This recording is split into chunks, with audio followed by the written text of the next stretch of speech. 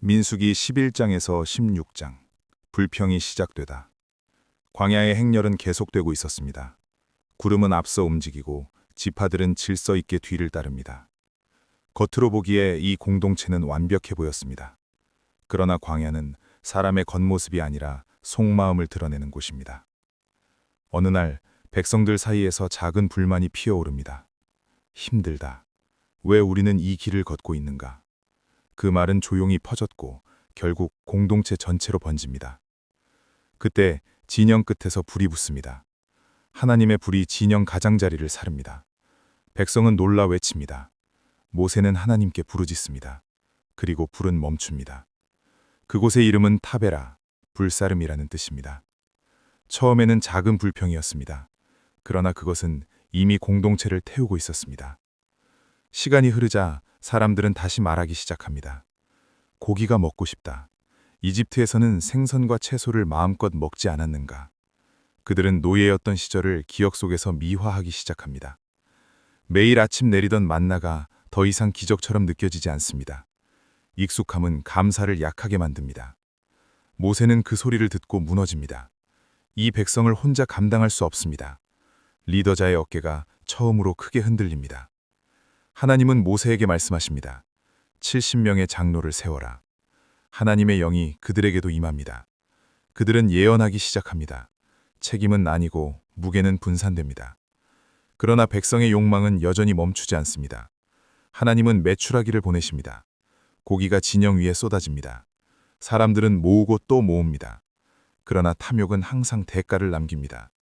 고기가 아직 이 사이에 있을 때 재앙이 시작됩니다. 그곳의 이름은 기브롯 핫다아와 탐욕의 무덤입니다. 이제 불만은 백성만의 것이 아닙니다. 모세의 형과 누이, 아론과 미리암이 말합니다. 하나님이 모세와만 말씀하셨는가? 가장 가까운 사람의 의심은 가장 깊은 상처가 됩니다. 하나님은 세 사람을 부르십니다. 그리고 말씀하십니다. 모세는 나와 얼굴을 맞대어 말하는 자다. 그 순간 미리암의 피부가 하얗게 변합니다. 문둥병입니다. 아론은 두려워합니다. 모세는 다시 기도합니다. 하나님, 고쳐주십시오. 공동체는 일주일 동안 멈춥니다. 한 사람의 상처는 공동체 전체를 멈추게 합니다. 마침내 그들은 약속의 땅 입구에 도착합니다. 가데스 바네아. 12명의 정탐꾼이 파송됩니다. 그들은 돌아옵니다. 손에는 거대한 포도송이가 들려 있습니다.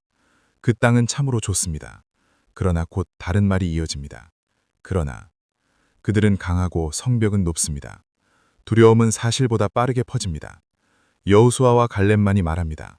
올라갑시다. 능히 이길 수 있습니다. 그러나 백성은 밤새 웁니다. 차라리 애굽으로 돌아가자.